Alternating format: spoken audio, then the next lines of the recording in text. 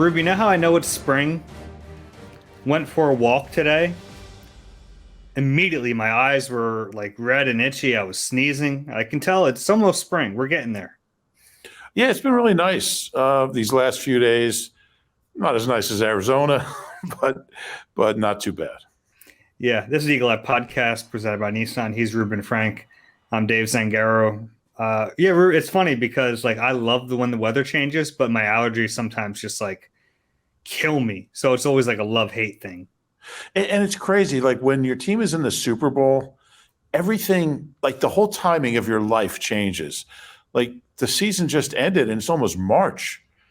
And, Phillies are in spring training. You're heading off to the combine. Baseball season starting soon. NBA season's almost done. They got like another 20 games or whatever it is.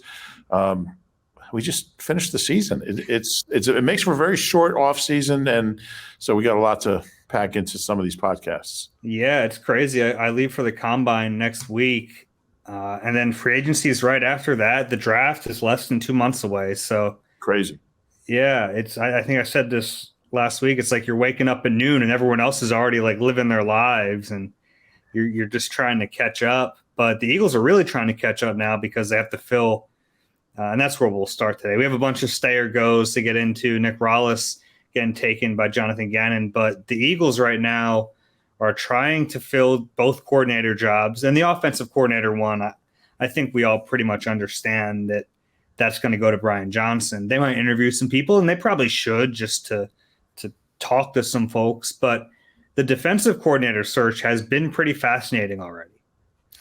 Yeah, it has. It's interesting that not one name has come up for the offensive coordinator job. And we all, look, if you're a candidate and they're going to hire Brian Johnson, there's still some value going through the process, kind of because you never know what the future holds. If you have a good interview with Nick and Howie now, maybe in a couple of years, you're a candidate again. Who knows? You have that background. But I think everyone understands that one's filled.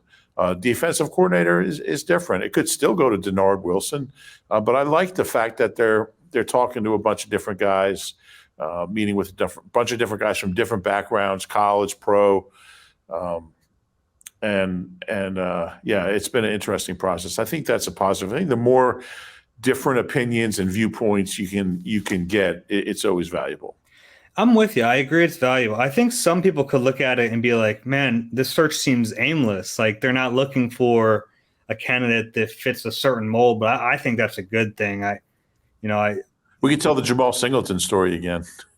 I've heard that story a million times. I bet Jamal's even tired of hearing that story. Basically, if you haven't heard it, Nick said he was the 9th running backs coach that he and Howie interviewed. And the second they got out of the interview, they're like, that's the guy. So there's always value in having an exhaustive search, and the Eagles are known for that around the league, especially when it comes to head coaches, but also their coordinators and other position coaches. They go through these searches and these long interview processes, and I think it matters, and I think it works for them, certainly. But you look at the names, and that's what I've been impressed with the list of names is that they are like there's college, there's pro, there's different philosophies. And even like Denard Wilson, if they hire him, I don't think it's like Denard Wilson is going to be Gannon 2.0 because he has a different background and he might have different ideas. And ultimately, Nick is going to dictate what he wants within reason defensively. I don't think it's like, here's the job, defensive coordinator, run whatever you want to run. I think it's going to come with parameters, but I think it's encouraging that they're kind of looking through all these different guys and all these different backgrounds. Yeah, it's going to be an interesting decision, no doubt about it. And I'm really curious to see where it goes next. They might be some guys coming in for second interviews, which, you usually get with you get those with head coaches, but not with coordinators. But got to get the right guy in here. Yeah. Well, you want to run down these names real quick? I'll list them first, and then we can give some thoughts on them. Denard Wilson, obviously the top internal candidate. I guess we can include Nick Rollis in this. There was reportedly some interest, but Gannon takes him away before they have that chance. Vance Joseph, reportedly interest. Haven't heard whether or not there was an interview. Jim Leonard, uh, going to the college ranks. Chris Shula and now Jesse Minter, all in the mix, and Sean Desai. I don't know if I mentioned him. You didn't, yeah. Yeah, that's a well-rounded group. A lot of well-regarded defensive minds in there. Yeah, it's funny how two of them are. I mean, Minter, his dad coached for Chip for 3 years, and of course, Chris Shula's grandfather and father, both coaches. If they hire Minter, then two of Chip's coaches' sons will be. No, Washburn wasn't here under Chip, but two former Eagles assistants' sons will be on the staff together. But in any case, Chris Shula, third generation coach. Doug Peterson played for his grandfather, which it's funny how these things all kind of come together. You mentioned Jim Leonard. TJ Edwards played for him at Wisconsin. So there's a lot of connections there. I think I believe Shula was in San Diego with Nick. It's interesting. Some of these guys have really strong connections to Nick, and some don't. You look through all the places they've been trying to find where it lines up.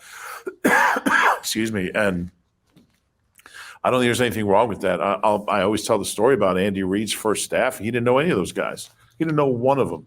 He just wanted to get the best young coaches in here, and obviously he did. So I would think there aren't going to be all that many more names popping up, maybe a couple. I feel like you really want to get this settled before you head off to Indianapolis, which is really not that far off. What's the first day of workouts? Do you remember offhand? I think Wednesday. Yeah. So, I mean, gosh, I would think you'd want to get it settled this week so you can kind of have a plan going into the combine. And you have all those meetings with prospects too. You'd like to have the DC in place. And you like to know what kind of players you're looking for. Right, exactly. That's the biggest thing. And so I would think the next couple of days, because you can't just hire the guy Tuesday and say, let's go to the combine and find players you like Wednesday. So I would think by Friday we'll know something, but it's hard to say who the front runner is right now because there's just some well-known names, some lesser-known names, kind of all over the board with this. I think Denard is probably still the favorite. Maybe. I don't know if them interviewing all these candidates reflects poorly on him. I think this was kind of the plan, and it is less defined than the offensive coordinator spot. But of these other names, who really stands out to you? What stands out to me most is some of these guys they're kind of known for being aggressive, and it's funny because that was obviously the big criticism with Gannon was that his defense at times wasn't aggressive enough. But then Nick, after the season, kind of painted that picture. That's what he wants. He wants to eliminate big plays, and that's a directive from him. So I'm not exactly sure how some of these candidates mesh with that philosophy that I think is coming from on top. But I'm fascinated by it a little bit. Yeah. I think that's the most interesting thing about this. But again, just because you coached a certain way in college or at your previous stop doesn't mean you're necessarily going to be exactly the same, especially if you're going from college to the NFL. I'm kind of intrigued by Minter. He's only been DC in Michigan 1 year, but it was a hell of a year. I think they were sixth in the BCS in points allowed. But they all have something that makes you think, oh, it's a pretty interesting guy. They're all younger guys. I think you go through the list in your mind, they're all younger guys. They're all guys who've kind of on the fast track and moving up. Yeah. Vance Joseph is the outlier there a little bit. He's been DC a bunch. He's been a head coach. Yeah. And I do think there's value in having a former head coach, on your staff, certainly. Although in your third year, I'm not sure you need it as much as in your first year. Nick's he's been to a Super Bowl, so I'm not sure how much help he needs there, but there's value in it. I feel like Vance Joseph is probably a real long shot at this point. It just doesn't seem like the best fit. But he's a good coach, certainly a good coach and accomplished. I'm intrigued by Desai, Minter, and Shula as far as the outside guys go, and we'll see where they go next. There could be more candidates coming up. I'm super intrigued by Jim Leonard. Yeah. I mean, what they did there for so long, how competitive they were with, like Wisconsin has talent, but it's not like they're Alabama talent. And he always had them playing at a really high level. Desai is interesting because of the Fangio background. We saw them pretty much. That was one of the, we look back at the Gannon era, and like when they got Jonathan Gannon, I thought we're going to see a ton of like Mike Zimmer. Like I thought he was a Mike Zimmer coach, and like we didn't see that. It ended up like morphing into a Fangio defense, or at least like a lot of Fangio staples in year two. So Desai would give you that. I mean, he has that background. But Denard Wilson is like, to me, so fascinating because the influences are very different. Like coaching under Gannon and what we saw in the last couple of years is very different than Greg Williams and Todd Bowles. Like he has that very unique background. So I think Denard would be a fantastic defensive coordinator. And I guess I'm a little biased there because I've been around him now for 2 years and I've gotten to know him. I've gotten to see his players interact with him and see what they think of him. So probably biased there, but I don't think that's a bad thing either. You get an up close look at it's like a 2-year job interview and not one that lasts 2 hours. Yeah, and I think there's something to be said for a little continuity when you just lost both coordinators and a linebackers coach. You look at that defensive staff, and having him promoted to DC would really give some stability, not scheme wise necessarily as much as just he speaks the same language as the players, and he's a guy that everybody on the defense, probably everyone on the team respects. It's not like. It's an interesting thing about this staff. Like if you go to training camp, you see like coaches interacting with players who aren't in their position group at times, and I think that's good. You develop, that it's that connection that Nick's always talking about. But you see that, and it's always interesting to me. You see Jason Michael talking to Devontae, whatever it is. I think Denard has earned a lot of respect. You look at the product they put out there. I mean, it's been really good. Now, he might not have the same players that they had this year, but we'll see about that. But he would be at the top of my list. I mean, and I'm probably with you. We've seen him in action. I think Nick's seen him in action for 2 years, and that's an advantage for him. And we'll see. I like that point though about because like any of these candidates probably aren't going to have the same talent the Eagles had on defense this year. So. Right. You have to remember that when we judge whoever is the DC next season against the numbers this Gannon defense put up in 22, we're looking at they could lose a lot of good players from whoever becomes the linebackers coach, whether it's, Tyler Scudder or someone from outside. I mean, he might have, who knows who his starters are going to be. I mean, they could lose Kaiser and TJ. It might be like Nate Gary and, Jamar Chaney out there. For all we know. So I hope we don't see that happen. I'm sure that coach does too. But it's gonna be a very different season on defense, no matter who's the guy. Yeah. And we let's remember that in week 5 when something bad happens, we go, but James Bradbury's not out there. And it's kind of like comparing 21 to 22. Exactly. Yeah. I mean, it's the same thing. They had better players. Yeah. And it also allows you to coach a little differently too. It's like you probably don't run the same stuff. Well, you don't if the talent isn't the same. And we saw that from 21 to 22, and we'll probably see it from 22 to 23, no matter who the DC is.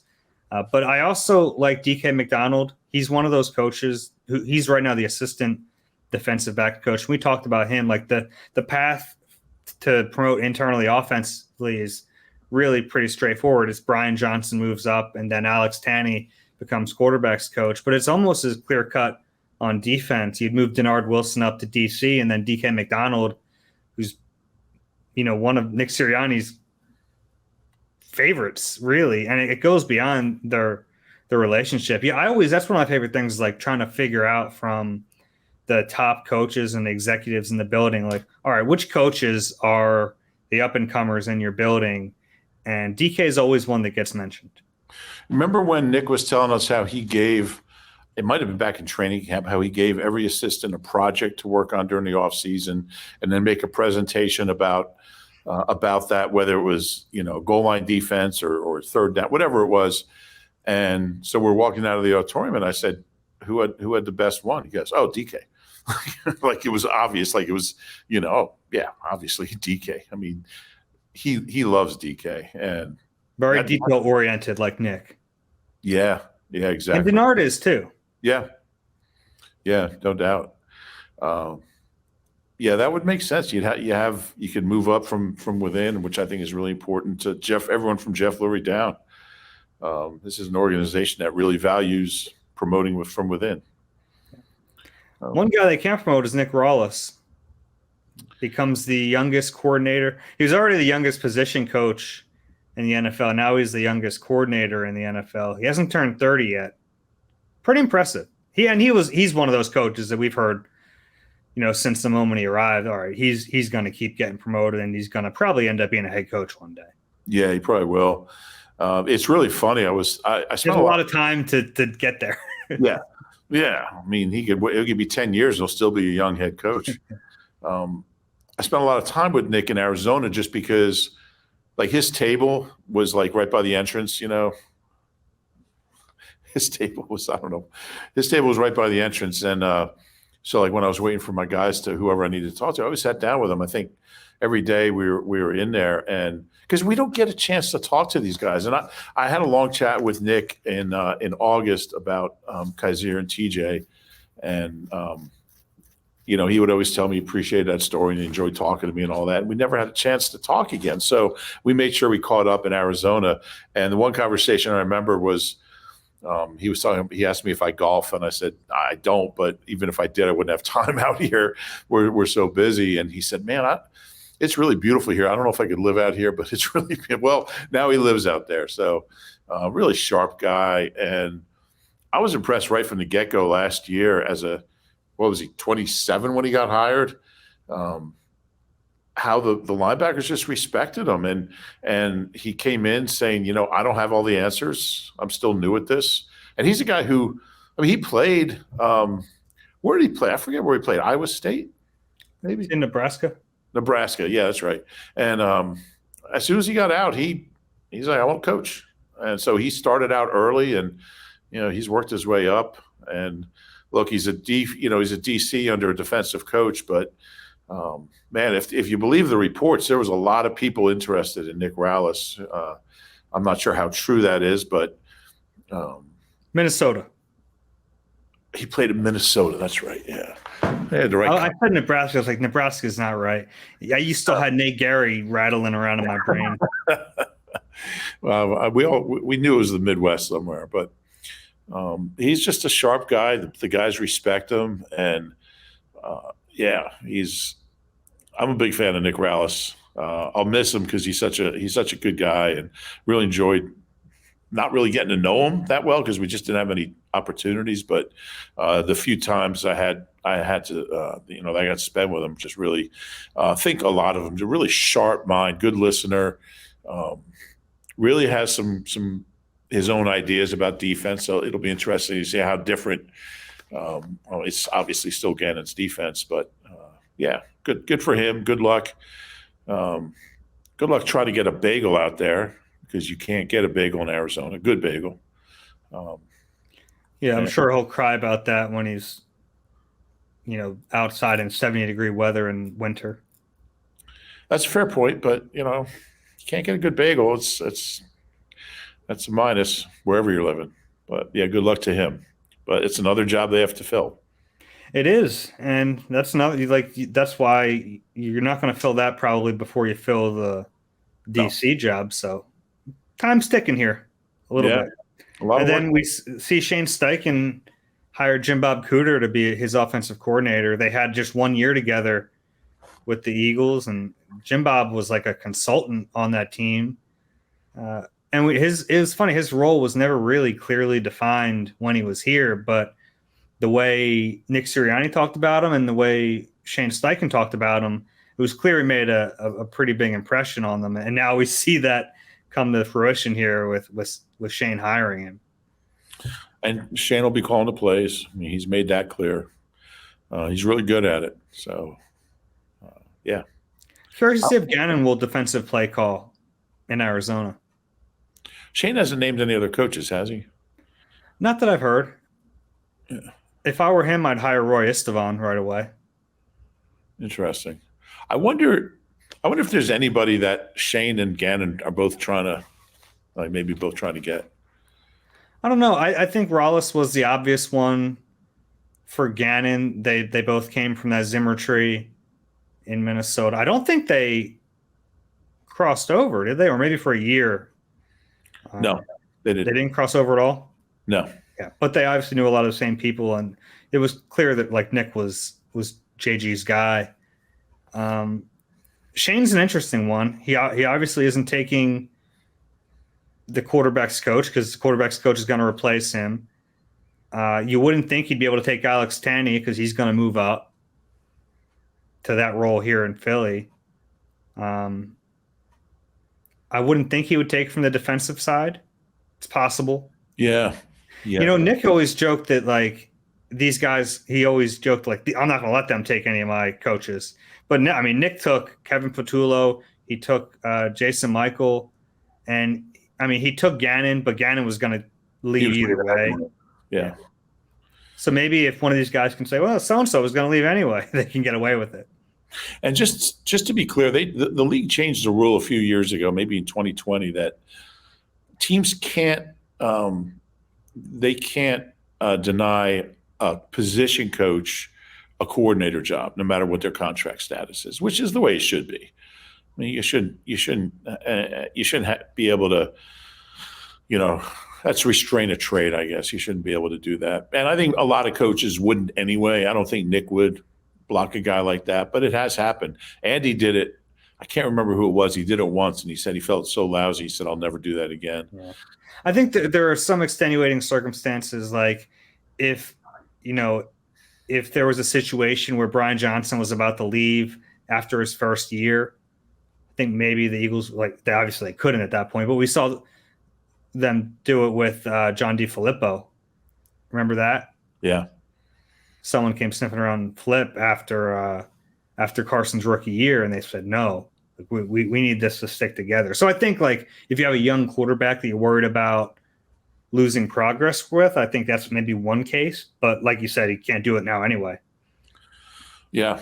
Yeah. So I would guess by our next podcast, we'll have some more info on some of these. Yeah, I hope so. That'd be good.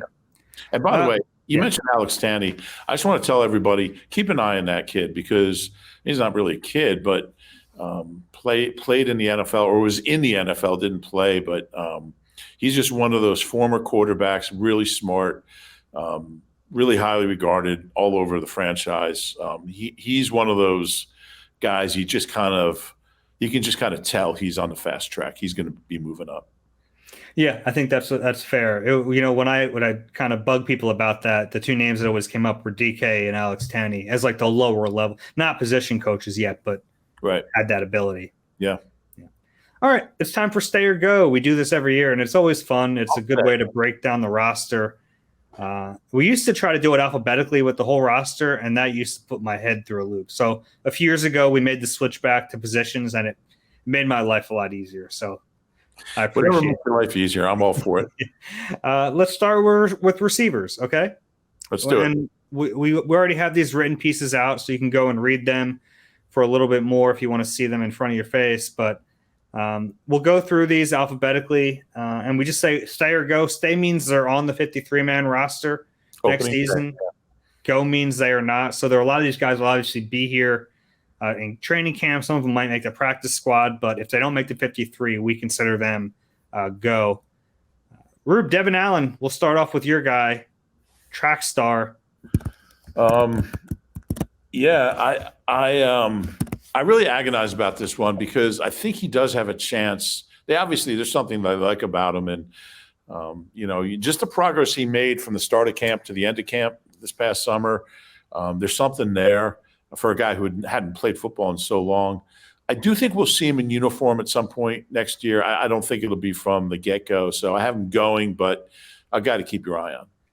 Yeah, I had him going too. I give him credit. The fact that he signed another futures deal and that he's here again tells me that, okay, I mean, he's still really serious about this because he doesn't have to be. I mean, he can go and put everything back in the track again, but he's here. He makes more money on the practice squad than he does winning a world championship. So yeah, but I think there's something to the idea of like being the guy in your sport versus being a guy no one thinks about in a different sport. Well, he thinks he can do both. And the timing kind of works out the way track season kind of is just going to kick into gear in the next month or two. And it'll be over when, I think he ran that great time in New York, like right before training camp, and got the DQ was like a few days before training camp. So I think he can do both. Is he going to? He wants to. Yeah, he said I guess you didn't read my story, Dave, that I wrote on him. Which one? That was number 17. Yeah, he wants to do both. He says, I want to play in the NFL and I want to be the best hurdler in the world, and I'm prepared to do both. Okay. You might want to. I can send you the link if you missed that one. Thanks. Hopefully he's the last track athlete on this list. The next guy is AJ Brown. I think we both have him staying. We're a big surprise there. Yeah, and just better than I thought. I knew he was really, really good, but man, and I think he has a chance to be the best receiver in Eagles history by the time he's done. We'll see, how long he's here. I think my Quick right now, I go Quick, Harold, and then, Tommy McDonald. I mean, it's talking about some Hall of Famers there, but Quick would have been if the vet hadn't destroyed his knees. But I think he can be as good as anybody that we've seen play for this team. Yeah, I won't argue there. He was exceptional this year. All right, next one.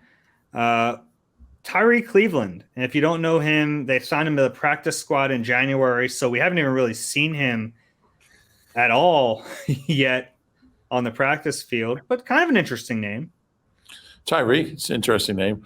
I don't know if you know this, but he has the longest reception in Florida history, 99-yarder. I didn't know that. Yeah. So obviously you didn't read that story either. I know that he was there with Brian Johnson.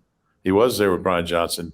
Yeah. So no, any of these wide receivers are going to be fun to watch in training camp. It's we'll see how it goes for him. But if he catches a 99-yarder in a preseason game, then it opens your eyes. Yeah, we both had him going, by the way. Yeah. Next one, Britton Covey, who ended up being a decent returner toward the end of the season. It took him a while. He was stripped of kick return duties, but ended up being okay as a punt returner. Yeah, I thought he ended up being pretty good at it. And it's interesting because like he'll never have like an 80-yard touchdown. It's just it won't happen. And there's not many of those anyway. But gosh, I mean, he ended up averaging over 12 over the last, I think it was 10 games of the season. And if you can do that, if you can get the ball out to the 37, give your team, some good field position. Not that I'm just giving, just for an example, from the 25, from the 15, you get out to the 20 to the 27. If you can flip the field position that much, you're going to have a job. So I thought he was really consistent, made good decisions after the first couple of weeks, stopped catching them laterally and was catching them going forward. Smart kid. He thinks he can be a slot receiver in this league. And so I like his attitude and a tough kid. We saw him take some real shots. I think he called himself the human punching bag at one point, but I have him staying. I do too. And it's because they don't really have anyone else on this roster to return punts. And the kick return thing is like that play, it happens, but it's not as big a deal as the punt returner. So there's a chance they could like draft someone who has some punt return prowess and then he becomes a little more expendable. But right now, I have him staying as well. The next one, Zach Pascal. we both had him going, which I was kind of surprised about. Yeah, and I just thinking about the whole position. I really like his toughness and his blocking, but I just think they need a little more firepower there from that guy. And he had bigger years receiving with Indy, but yeah, I didn't get enough from him. I just think they need a little bit more firepower there. Filled a very specific role Yeah. in this offense. Nick Sirianni loves him, but he is a free agent. So that was my thinking. It's like you got to there has to be a step to bring him back, which inherently makes it less likely. But look, if Nick really pounds the table to bring back Zach Pascal, they'll probably do it. Yeah. I don't think they will. Okay. Next one, Devontae Smith. Obviously, we both have him staying. Tremendous year. It really was. And as great as A.J. Brown was, I think we lost Devontae in the shuffle at times, and that's a shame because, gosh, he was good. Yeah. I don't know. I think the last guy I saw make that many tough catches in traffic, contested balls, high pointing the ball, sideline in traffic, was Quick. And that's who he reminds me of. Quick was a little bigger, but man, he's dazzling. And over the second half of the season, the only guys who had more yards than him were A.J. Brown and Justin Jefferson. That's pretty good company. Yeah. He's so – I was wondering, like, how much better he would be because he came in the league so refined. Yeah. But he has gotten better, and that's been fun to see. Just you wonder about that because they're like, what's the ceiling? Because he comes in with the floor so high, but the ceiling's, it's higher than – I don't want to say it's higher than I thought it was, but we're seeing him reach it, and he's fun to watch. He sure is. Yeah. He might be more fun to watch than AJ. AJ's really fun too. I don't know if that's true. No, I think there could be something to that. Yeah, just some of the spectacular catches. Yeah. It's unreal. He made more spectacular catches than AJ. Mm-hmm. AJ had a better year. So I think part of that's just that AJ is just so good getting off the line. He's going to get open.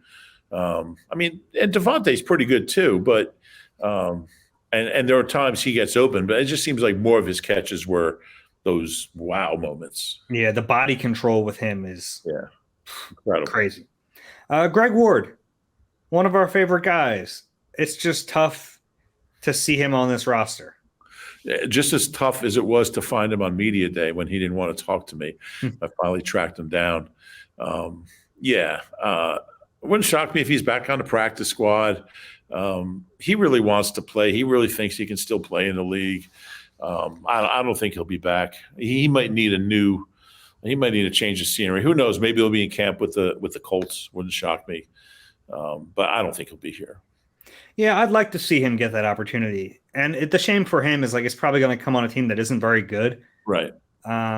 It tells you how far the Eagles roster has come in just a few years where he was a featured receiver a few years ago, and now we can't even make the roster.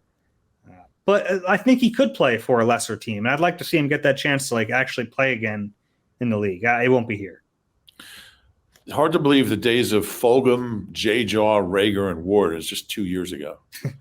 Yeah, it wasn't that long ago. You're right. I'm talking about it like it was 10 years ago. It was not that long ago. Yeah, we've all just got to put it out of our mind. The last one, a really interesting one, Quez Watkins.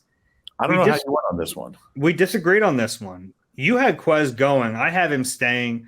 I understand why people are down on Quez right now. They should be. It was a disappointing season, and it's hard to imagine a more disappointing end to the season than dropping a huge pass in the Super Bowl. I still think there's talent there. I still think he has the type of speed you don't just find. Does he need to get better? Absolutely, but I still think there's a spot on the roster for him.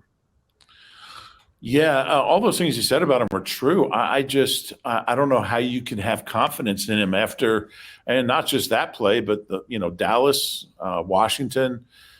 He lost games for this team this year. They lost 4 games, and he had a hand in 3 of those.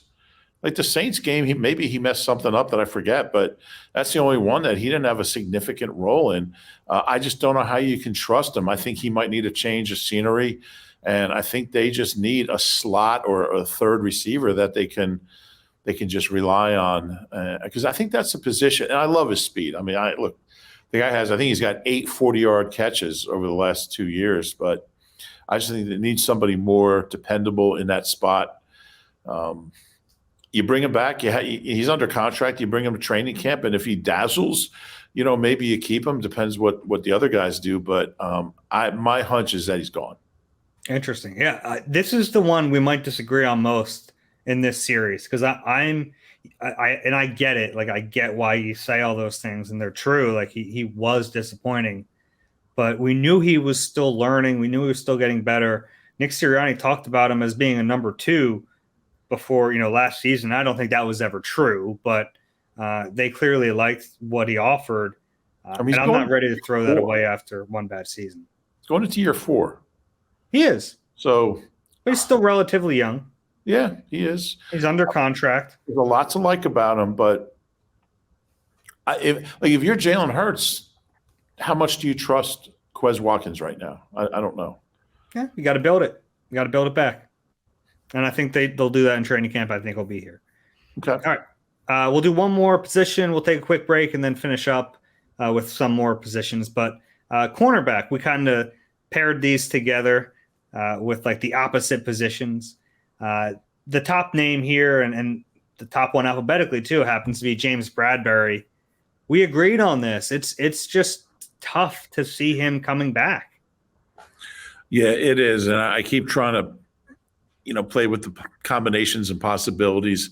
I just don't see it. And I think GJ is going to be a priority, maybe the number 1 priority as far as free agent, as far as, bringing your own guy back. And you certainly can't pay both of them. So even if they don't sign Chauncey Gardner-Johnson, I just don't see Bradbury being here. I think he's already mentally left. I don't mean that in a bad way. I just think he's going to go where the money bags are, and it's not going to be here. Yeah, and he's a realist. Like he's not going to get caught up in the emotion of it. No, I give him credit for that. And it's funny because like having him in Slay for a year was such a treat, but we all kind of knew there was a really good chance it was going to be short-lived, and I think that's going to come to fruition here. Yeah. Next one. I almost said Quez Watkins. I have the wrong one in front of me. Next one, Mario Goodrich. Was a rookie last year out of Clemson. We both have him going. They're going to have some young corners in camp, and who knows, but he's on the outside looking in. No doubt. Josh Jobe.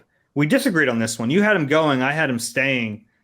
I'm not going to fight you on this one. I just thought he ended up being a decent special teams player.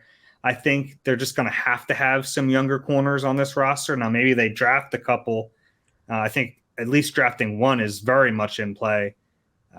So it's possible he just gets pushed off. But they're going to need some young players to fill out the roster.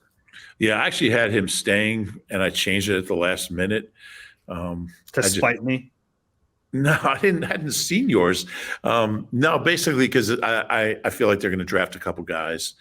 But we know that he hits hard. I mean, we know it's not always legal, but he's a physical guy. He's got good size. He played at Alabama, which certainly helps anybody in this franchise. So it wouldn't shock me, but I kind of feel like they're going to draft a couple guys. He might be a guy we see on a roster at some point, but I don't think from the get-go. Okay, that's fair. It's tough. We should do these after free agency and the draft to make it really easy on ourselves. Next one, Avonte Maddox. He's obviously going to be here. He just signed a 3-year deal last season, but we both had the same concerns about him. He just posted a video or a photo on Instagram today. He had surgery. He's dealt with injuries throughout his career, and I don't know if that's going to change. Yeah, I think we both kind of feel that way. You know, the way he plays, he's such a physical player, and he's just not going to get bigger. And I admire the way he plays, and I love the way he plays, but some guys just can't stay healthy, and he seems like one of them. And the next step for him is to be available for his team. And, you know, even in the Super Bowl, I mean, it was obvious he wasn't, you know, he was playing, but he probably shouldn't have been. Love the player. Just got to find a way to stay healthy. Yeah, it's tricky because when he plays the way he plays, and it's gotten him this far in football. But you wonder how sustainable it is. And I don't know the answer there because you don't want to take that away either, because like his aggressiveness and his Right. fearlessness as a tackler, and you love all that, but his frame, you're right, it's not getting any bigger. And that's But he used to say, "Oh, that's important is ability." And we didn't really know what he was saying, but we finally translated it to durability is just as important as ability, which I'm who's sure that? he's the first person or the last person to say that. But the way he said it was always, "Oh, that's as important as ability." Who's that? Buddy Ryan. He was the Eagles coach from 86 to 90, uh, and then went and coached Arizona Cardinals, the last Eagles coach to become the head coach of the Cards. I think Ted Marshall Broda did as well. You asked. Jeez. Yeah, Tristan McCollum. I think I have him going. But basically, anyone I've never heard of, I have going is a good rule to live by with these. Yeah, they just signed him to a futures deal. Uphill battle, but we know the Eagles like to have their young cornerbacks in the building, and you never know. But yeah, probably not going to be here. Zach McPherson. We both have him staying. I like Zach McPherson. I don't know. It's in a way, it's not a shame that like the Eagles corners, aside from Avante, the outside corner, stayed healthy this year. But it also meant we didn't see any Zach McPherson. So he went from potentially being a starter before they signed James Bradberry to like not playing at all on defense. Yeah, he went through the whole spring. We're thinking he's a starter. He played more on defense his rookie year than he did this past year. I don't know. He's a good special teamer, although I thought he tailed off late in the season. A lot of times that translates. I just don't know. I haven't really seen enough of him. I don't think he's had any major mess ups when he's played corner, when he's played outside corner, but it's really hard to tell. Do they like him enough that they feel like they've got the heir apparent to James Bradberry in the building? I kind of doubt it. But, if he has a good training camp, he can – I mean, by then, obviously, the draft will be over. But I could see him being in the mix. If they may like him more than we think. Possible.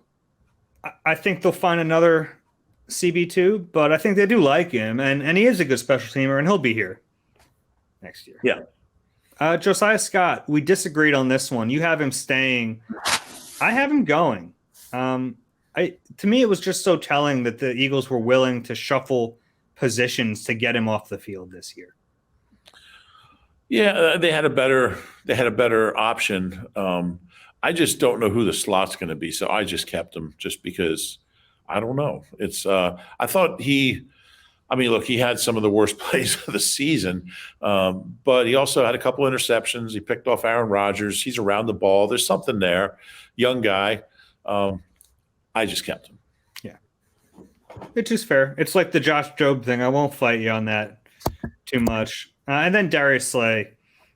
We both have him staying, and contractually, like, he's going to be here. The question is, like, at what point does age catch up to him? Is he a Pro Bowl player or that caliber player still going forward? We'll see. Yeah, and I think that's my concern. I don't know how much to make of the last, 6 or 8 games when his numbers were not good. I mean, the eye test he wasn't the same player. Cornerbacks lose it in a hurry, and he's 32, and there's not a lot of cornerbacks playing, at elite level at that age. So it's a big year for him. Obviously, yeah, I think his dead money is like $21 million. So there's not a lot you can do with him. But it's, if you lose Bradberry and you have like a rookie or Zach McPherson in there, and then Slay declines, that's not a good place to be. Yeah, and it's not feasible to like alter courses here and keep Bradberry and get rid of Slay. But I want to be clear that I wouldn't do that anyway. Like, I know Bradberry was very consistent all year. To me, Slay is still the much better player. Yeah, I agree with you. I mean, I think Bradberry gives you consistency. He gives you playmate. Slay is just, the ceiling is so much higher with Slay. I mean, yeah. But I like Bradberry too. But I wouldn't do that either. Even if the cap hit wasn't what it is. Yeah, I'm with you. I wanted to make that clear because we all saw what Bradbury did this year and he was great, but there are levels to this. Yeah. But again, I need to see first half of the season slate, not second half. Fair. At Nissan, we just made your choice for a new car an easier one than ever with our most exciting and fuel-efficient lineup.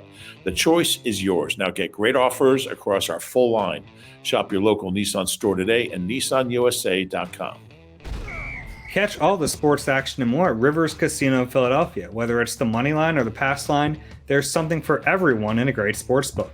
Rivers Casino Philadelphia. Philly loves a winner. Gambling problem? Call 1-800-GAMBLER. Opioid addiction is a national public health crisis. The Someone You Know podcast from the Independence Blue Cross Foundation offers inspiring stories that challenge stigma, offer hope, and humanize the disease of addiction. Download the new Season 3 of Someone You Know on all major podcast platforms. All right, Rube, let's finish this up with a couple more positions, and then we'll give the people back their time in life. We'll start off here with linebacker Sean Bradley. I was a little surprised we both had him staying because I was on the fence about this, and I wasn't sure which way to go. Yeah, I wasn't either. I think the tiebreaker for me was they just don't have any linebackers, any off-ball linebackers under contract. He's cheap. He's a good special teamer. He doesn't cost anything. I don't think he played a single snap on defense this year, but considering they could lose TJ, they could lose Kaiser, I just kind of went, they got to keep somebody. So I kept Sean. Yeah, I think he has a chance to return to being the special teamer he once was. I think he dealt with some injuries this year. I was always disappointed when the Eagles linebackers weren't good that he never got a chance to play. That always irked me a little bit because I'm like, well, how could he be any worse than whoever? Yeah. And he never got a chance. And so now who knows what will happen, but I think the chance for him to play on defense is kind of gone by. Yeah. Nakobe Dean. Obviously, he'll be here. He's a third-round pick from last year. You and I are still very bullish on Nakobe. Maybe we were foolish to expect him to play a lot last year, but with both guys in front of him being free agents, I think one way or the other, he's going to play in 23. Yeah, I would agree. The thing you have to remember about Nakobe, he just turned 22. I think it was a good year for him to learn. I was a little surprised he wasn't more of an impact player on special teams, honestly. Made a couple of plays, but somebody tweeted to me and said, why don't they just, get him some reps on defense? I was like, well, you can't bench starters when you're trying to get to the Super Bowl just to see how your rookie's going to play. You can't do that. And it just turned out it's kind of like, corner with Zach McPherson. Kaiser and TJ stayed healthy. And Nakobe, go ahead. I'm sorry to interrupt you. No, it's all right. No, I wanted to see him play too. I just don't think there was really an opportunity, but I still think he's going to be a good player. I think they could have carved out a role for him. I think he has a skill set where you could have used him as a blitzer at times, and you can't tip your hand. I get that, but their only way to stop the run last year was to go with that 5-man front. It's like you couldn't have found a way to implement a 3 linebacker package out there. Nakobe's athletic enough. I would have found a way for him to get on the field a little bit more. It wouldn't have been a ton, but it would have been a little bit. That's fair. The next one is TJ Edwards. Probably going to get a nice contract. Think it'll be here? I do. It's another one I went back and forth on because I do believe that other than Chauncey Gardner-Johnson, he might be Howie's next priority. He does so much for this team, so much for this defense. He's kind of like the brain center out there. And it would be hard to lose him. They're going to lose some really important pieces on that defense. I think it'd be really hard to lose the heart of that group. And I thought he had his best year. He's in better shape than he's ever been in. He ran better. I don't know what he was thinking on that punt return by Kadarius Toney. But be that as it may, I think he's going to be a priority. His price has gone up. Well, and he's never made any money because he was an undrafted guy. So he's not going to – no hometown discounts. He's never – he's been a minimum wage guy. So It's not going to be easy, but I think he'll be back. I had him staying, and I'm already changing my mind on it, which is unfair from the time we wrote it to now we're recording this like a day later. I think it's going to be tough. And I look at the projected numbers for him, and I just don't know if he's worth it. And that's a harsh thing to say because I think he means a lot to the defense. And I think he gets a lot out of what he can do physically. And I know he means a lot to the team. I don't know if it's the wisest way to spend your money. You going by the Spotrac projection? Yeah, I mean, even if you're not going by Spotrac, like you figure, is it Spotrac or Spotrac? I don't really know. Okay. Even like he's gonna probably sorry, I just never thought about it. I think I always say Spotrac and you said Spotrac and I wasn't sure. I just assumed, but anyway. Okay. Is it stat head or state head? It's gonna be, I mean, it's gonna be significant, even if it's not, if it doesn't hit the level that they're projecting. It's like, do you want to spend $9 million a year on TJ Edwards? I don't know if you want to do that either. Yeah. Well, if you lose both of them, it's a dangerous place to be. It is. Look but at their. I think there are other free agents to prioritize more. And now I realize that I'm arguing against myself because I already said he's staying. But it's a website. You can change that, Yeah, I don't want to keep doing that. But like I look at defense and I think, the guys you'd rather have, Chauncey, definitely. I think Hargrave, and we'll get to him on the next pod, but like I think there are other guys to prioritize ahead of TJ. And I know the money for him isn't going to be as much, but right. And that's why I have him staying, because I went into it thinking they're not going to be able to sign. They will sign CJ, but they won't be able to sign Hargrave, which allows them to sign TJ. That's kind of my interesting. Okay, I get that. Ben says it's Spotrac according to the creator. What did he just call you? Yeah, Ben. What if Ben was a creator? He never told us all this time. Twitter. Oh, Ben. Yeah. Wait, but Spotrac. Oh, Spotrac. I see. It's like the guy who created the GIF says it's pronounced GIF, but no one listens to him. He would know. He would know, but I'm still not buying it. I'm still going Spotrac. Okay. Christian Ellis. We disagreed on this one. You have him going. I have him staying. Look, he's a bottom of the roster linebacker who's a special teamer, but I did think there was a little difference when he was out there. Yeah, I thought the first couple games he really made an impact on special teams. I don't think it continued. I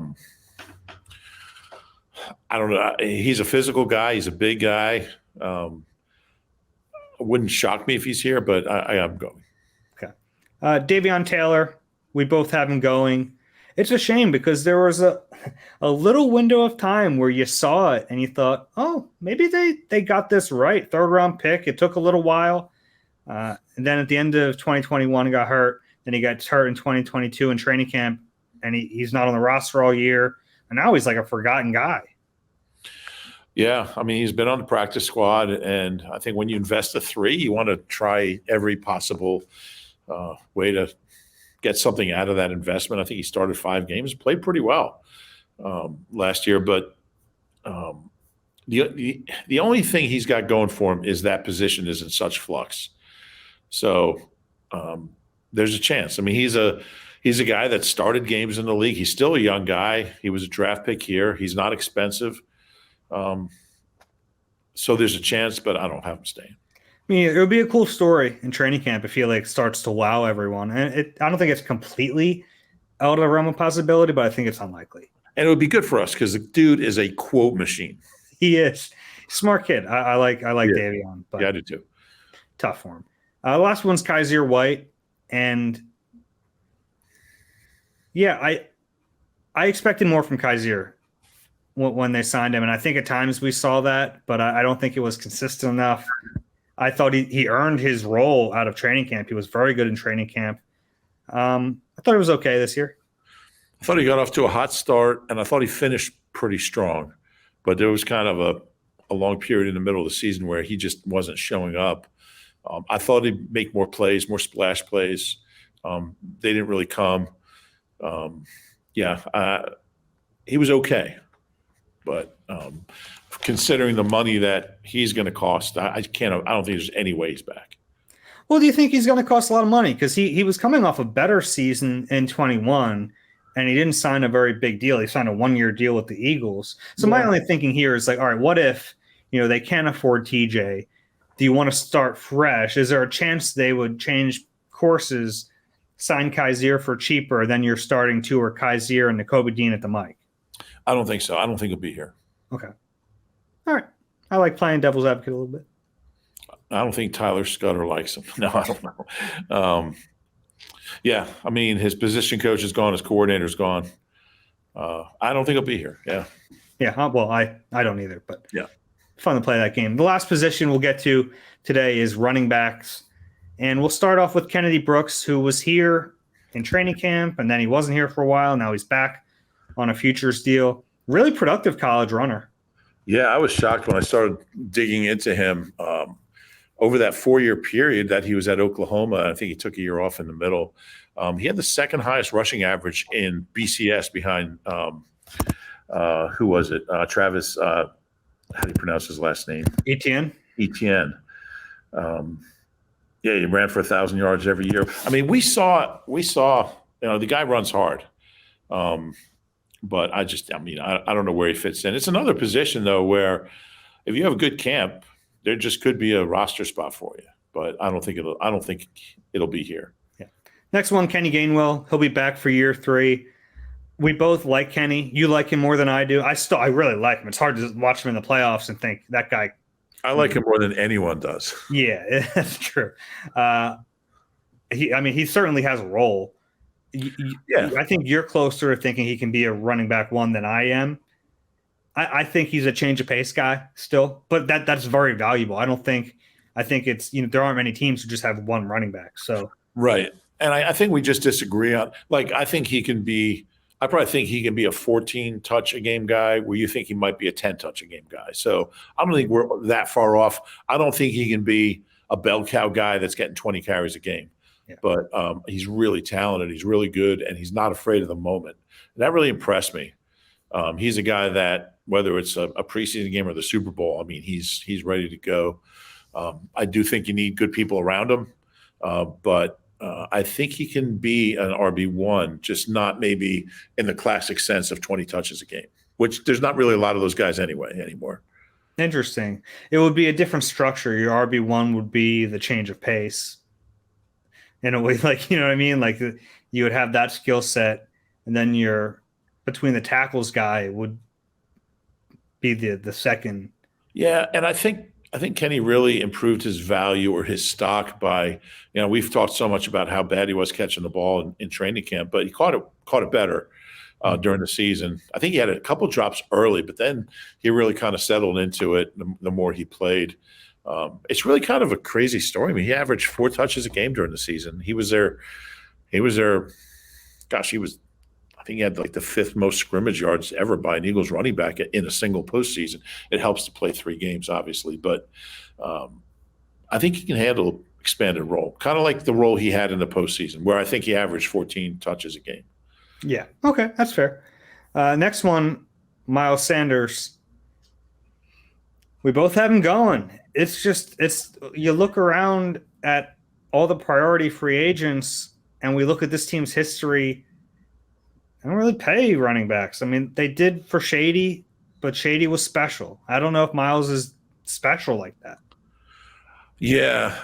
I mean, the numbers were really, really impressive. I'm not sure what happened in the postseason. He just kind of I know he had a knee earlier. Don't know. He said it wasn't bothering him. His hand was wrapped after the Super Bowl, so I don't know how much that was bothering him. But and I think he had 90 yards against the Giants, so there's that. But I don't know if he'll ever be any better than he was this year. 11 touchdowns, 4.9 yards, 1,200 rushing yards. Yeah, and the number is going to be fairly high for a running back. I mean, do you really want to spend 6, 7? I don't know. I don't know what the number would be. Somewhere around there for a guy that might be redundant for a guy you can draft in the third, fourth round, combined with Gainwell. I just don't see spending that kind of money. Teams get in trouble when they overpay for running backs. And I really like the player, and I love what he did this year and what he's meant to the team. He's a really consistent guy. He's gotten better as a runner. I just don't think he'll be here.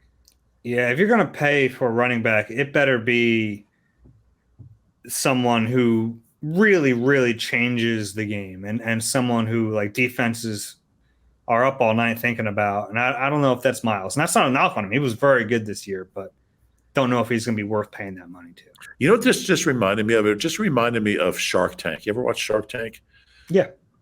Where, like, you say all these nice things and you're like, but I'm out. Like, you say all these nice things about Miles Sanders, like, I have him going. Yeah. Yeah, I see that. Boston Scott, except we're just a lot poorer than those guys. Yeah, just a little bit.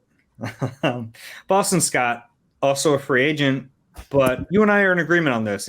Really? He's not going to cost anything. It's hard to imagine him being more valuable to any other team than he is to the Eagles, unless the Giants don't get Saquon. They go and give Boston Scott $7 million a year.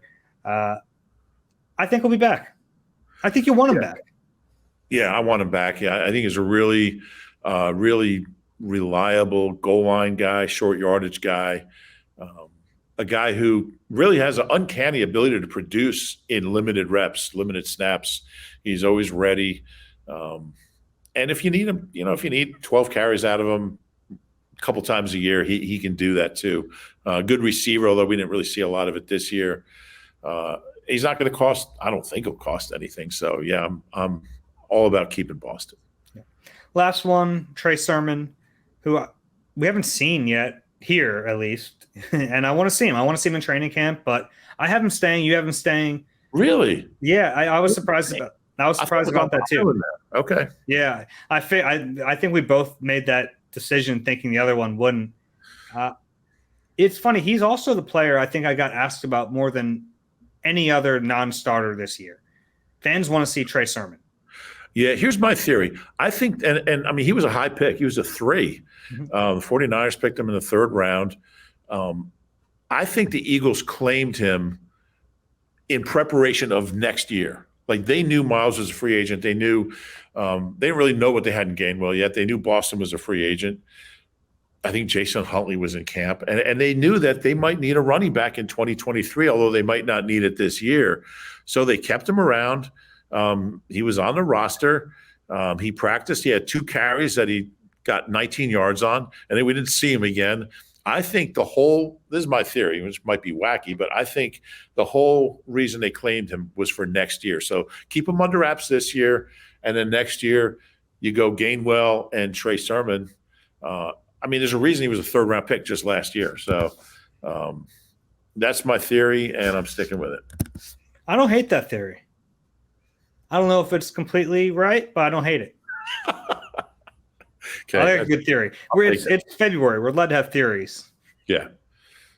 So there you go. We went long here, so we should wrap this up. Yeah, we should. Okay. If you enjoy the Eagle Eye Podcast, please rate and subscribe wherever you get your pods.